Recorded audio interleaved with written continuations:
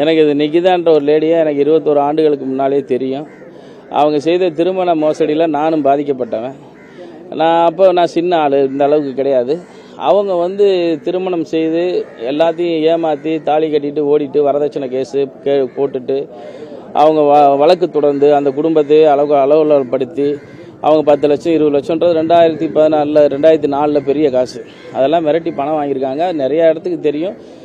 நான் தைரியமாக என்றைக்குமே நான் ஓப்பனாக பேசக்கூடியவன். நான் சொல்கிறேன், மற்றவங்க யாரும் சொல்லலை. எனக்கு இந்த நிக்கிதான் தெரிஞ்சிருந்தால் சொல்லியிருப்பேன். இந்த வழக்கே பொய்யான வழக்காக இருக்கும்.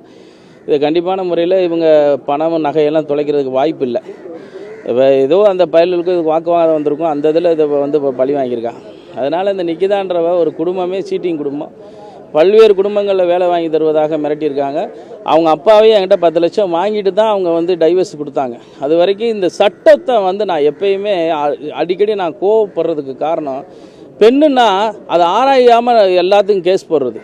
ஆராயாமல் கேஸ் போட்டுட்டு அவங்க எழுதி கொடுக்குறதெல்லாம் பெட்டிஷனாக எடுத்துக்கிட்டு அவங்க எழுதி கொடுக்குற கதையெல்லாம் நம்பிக்கிட்டு ஒரு குடும்பங்களை சித்திரவதை பண்ணுறதை நான் அன்னைக்கு ஏற்பட்ட வழி இன்றைக்கி இந்த குடும்பமும் ஏற்பட்டிருக்கு. இவ எழுதி கொடுக்குறது இப்போ வாய்மொழியில் சொன்ன கம்ப்ளைண்ட்டாக வச்சு ஒரு அஜித்ன்ற ஒரு பையன் செத்துருக்கான். அதனால் அந்த நீதிமன்றத்தில் மேலே இருக்க அந்த மரியாதை, பெண்களுக்கு கொடுக்கக்கூடிய பாதுகாப்பை இவ அடிக்கடி தவறாக பயன்படுத்துவாள்.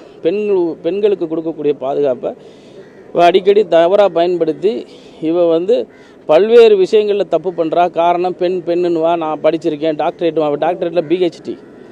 அதனால் தாலி கட்டுவா, ஓடி போயிடுவா. வரதட்சணை கேஸு என்னை மேடையிலே வச்சு ஹராஸ்மெண்ட் பண்ணாங்க. மேடையிலே வச்சு எனக்கு என்ன நகை கம்மியாக இருக்குன்னு கேட்டாங்க. அவர் இதை சொன்னார்னு சொல்லி இந்த பெட்டிஷன்லாம் படித்து பார்த்தீங்கன்னா சிரிச்சிருவீங்க. அதனால் இந்த மாதிரி நபர்கள் சட்டத்தை தவறாக பயன்படுத்திக்கிட்டு, ஆளுமையை தவறாக பயன்படுத்திக்கிட்டு ஒரு அதிகாரமற்றவர்களை அச்சுறுத்ததை இவங்க வேலையாக வச்சுருக்காங்க. இவங்களை இதோடு முடிச்சிடணும். இந்த குடும்பம் வெளியே வரக்கூடாது. இந்த கொலை வழக்கில் இவங்களை முதல் குற்றவாளியாக சேர்க்கணும் அப்படின்றத என்னோட